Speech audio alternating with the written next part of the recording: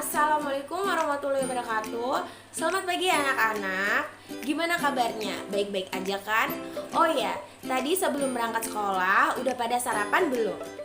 Harusnya sih udah ya, biar nanti dalam proses pembelajaran kita sama-sama semangat dan kita punya stamina buat belajar.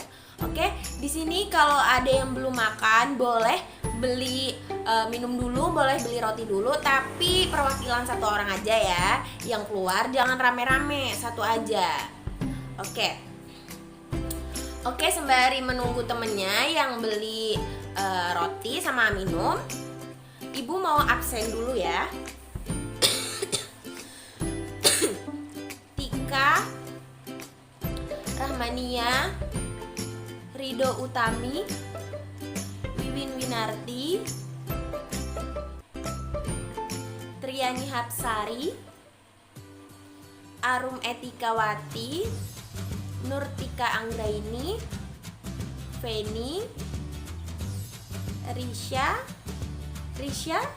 Risha sakit ya? Risha sakit. Ada suratnya? Oh, di meja. Oke, nanti Ibu baca ya.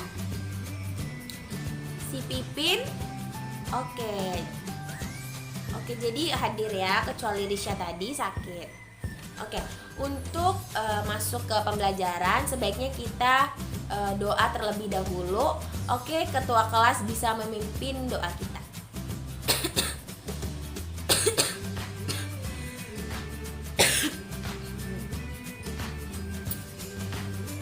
Oke, jadi kita langsung aja masuk pembelajaran. Kemarin kan kita udah belajar mengenai manajemen nih. Di sini siapa nih yang bisa menyampaikan pemahaman kemarin tentang pengertian manajemen? Nanti kalau ada yang bisa ngejawab, nanti Ibu kasih nilai plus deh, kasih bintang nih. Oke? Ada yang bisa? Oke, atau perlu kita bahas lagi? Oke. Hari ini kita bakal ngebahas mengenai konsep-konsep manajemen. Tapi sebelumnya Ibu akan menjelaskan mengenai manajemen lagi. Oke, manajemen berasal dari bahasa Perancis yaitu management, yang berarti seni untuk mengatur atau mengelola sesuatu. Dalam bahasa Inggris yaitu kata manage, berarti mengendalikan atau mengelola. Secara umum, manajemen dikenal sebagai sebuah proses yang mengatur kegiatan atau perilaku sehingga menimbulkan efek yang baik. Lalu apa aja sih itu konsep dari manajemen? Nah, konsep manajemen ini dipaparkan juga sama para ahli. Ibu bakal ngejelasin yang menurut Robert L. Trewhelly dan M. J. Newport. Manajemen didefinisikan sebagai proses perencanaan, pengorganisasian, penggerakan, dan pengendalian operasi organisasi untuk mencapai koordinasi sumber daya manusia dan material yang penting dalam pencapaian tujuan yang efektif dan efisien. Kan dari tadi kita bahas manajemen tuh prosesnya, pengorganisasian, perencanaan, rancangan-rancangannya secara efektif dan efisien. Di sini ada yang mau ngejelasin tentang proses, efektivitas, dan efisien. Oke, kita ke proses dulu ya. Proses itu berarti fungsi atau kegiatan utama yang dilakukan manajemen untuk menyelesaikan sesuatu. Fungsi-fungsi ini adalah perencanaan, pengorganisasian, penggawaian, pengarahan, dan pengendalian. Lalu ada efektivitas berkaitan dengan hasil akhirnya. Ini pada dasarnya berarti menyelesaikan tugas yang diberikan. Dengan demikian, efektivitas dalam manajemen berkaitan dengan melakukan tugas yang tepat, menyelesaikan kegiatan, dan mencapai tujuan. Lalu ada efisien. Efisien berarti melakukan tugas dengan benar dan dengan biaya minimum. Manajemen prihatin prihatin dengan penggunaan sumber daya input yang efisien yang pada akhirnya mengurangi biaya dan menghasilkan keuntungan yang lebih tinggi.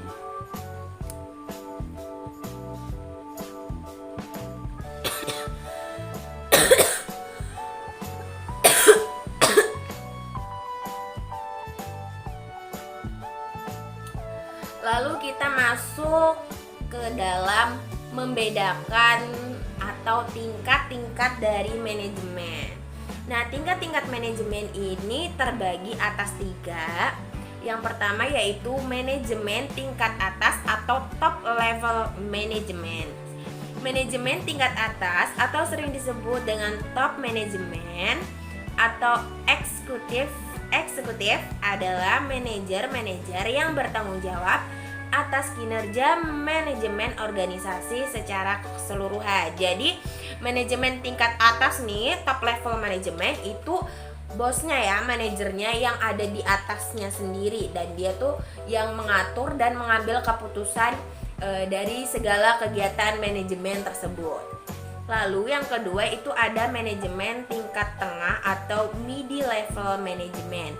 Manajemen tingkat menengah atau middle level management adalah manajer yang berada di bawah manajer tingkat atas. Mereka biasanya memegang jabatan dengan nama jabatan seperti general management, plant management, factory management, regional management maupun divisor. Jadi manajemen tingkat menengah ini adalah salah satu orang pertama yang dipercayai oleh manajemen tingkat atas nih, kayak gitu. Lalu yang ketiga adalah manajemen tingkat pertama. Manajemen tingkat pertama atau disebut juga dengan first level management adalah manajemen yang bertanggung jawab atas operasional atau pekerjaan harian para karyawan dalam menghasilkan suatu produk atau layanan. Nah, jadi manajemen tingkat pertama ini yang langsung gitu, dia tuh langsung mengawasi semua karyawan, kinerja karyawan. Nah, dia tuh langsung melihat gimana proses, gimana lapangan di situ. Nah, nanti tingkat manajemen pertama ini bakal memberikan laporan kepada tingkat manajemen menengah nih sebagai kepercayaan orang pertama dari tingkat manajemen yang atas, yaitu top level manajemennya. Nah, langsung ada unsur-unsur manajemen. Nah, unsur manajemen ini apa sih? Nah, unsur-unsur manajemen ini adalah sesuatu yang ada di dalam manajemen tersebut. Nah, yang pertama itu adalah man atau manusia. Unsur pertama adalah manusia. Dengan melakukan proses manajemen, manusia sangat berperan penting untuk mencapai tujuan yang sudah direncanakan, diatur, dan sudah berjalan. Perannya itu penting yang dilakukan oleh manusia. Manusia dapat dibilang sangat penting dalam unsur-unsur manajemen. Nah, unsur yang paling penting itu ya manusia ya. Kalau manusianya nggak kumpul, terus nggak punya ide, ya nggak bakal terjadi manajemen itu. Lalu yang kedua yaitu money atau uang. Uang merupakan unsur yang sangat penting dalam berjalannya pekerjaan yang akan dicapai sesuai tujuan. Nah, kita kan dalam berbisnis semuanya tuh butuh modal ya, butuh modal, dan modal ini adalah salah satu unsur yang sangat penting, bahkan unsur yang sangat penting nomor 2 setelah manusia. Lalu yang ketiga adalah material. Dalam sebuah proses pencapaian sebuah tujuan memiliki persediaan bahan bakunya sangatlah dibutuhkan. Jika bahan baku tidak tersedia untuk menjalankan proses produksi, maka proses tersebut akan terhambat dalam jangka pendek maupun jangka panjang. Terus nih, manusia udah ada, duit juga ada. Pastinya kita butuh material kan, bahan baku. Apa yang bakal kita hasilin? Lalu ada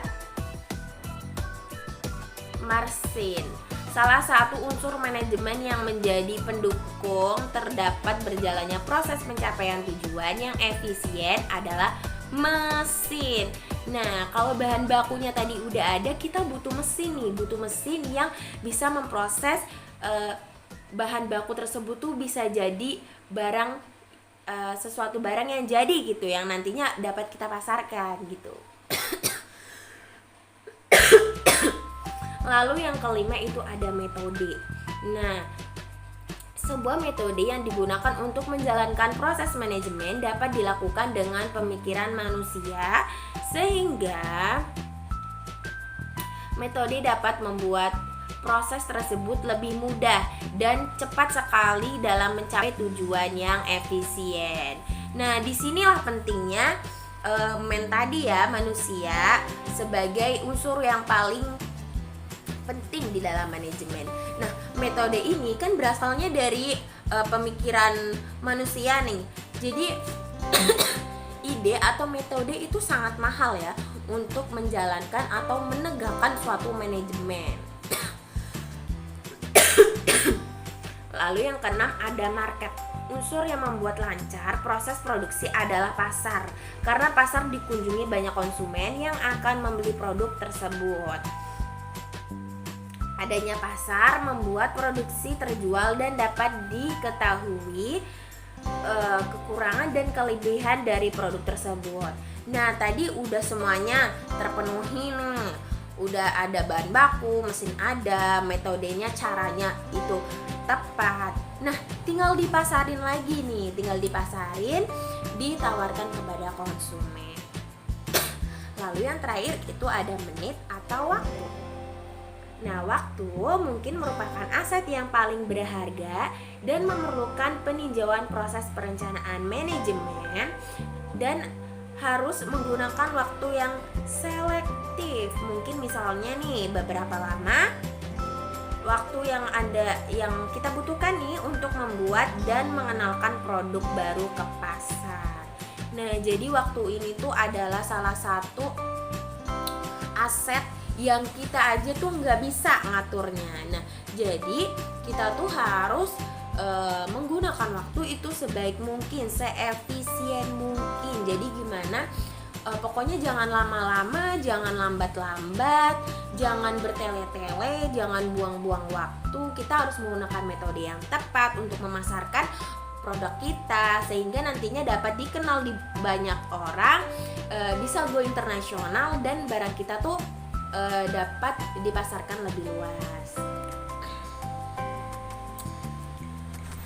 Nah, itu aja materi kita pada hari ini. Sekiranya waktunya udah menuju waktu istirahat ya. Terima kasih untuk hari ini. Ibu akhiri, wassalamualaikum warahmatullahi wabarakatuh. Tetap jaga kebersihan, jaga jarak, jangan lupa pakai masker, dan hindarilah kerumunan. Assalamualaikum warahmatullahi wabarakatuh.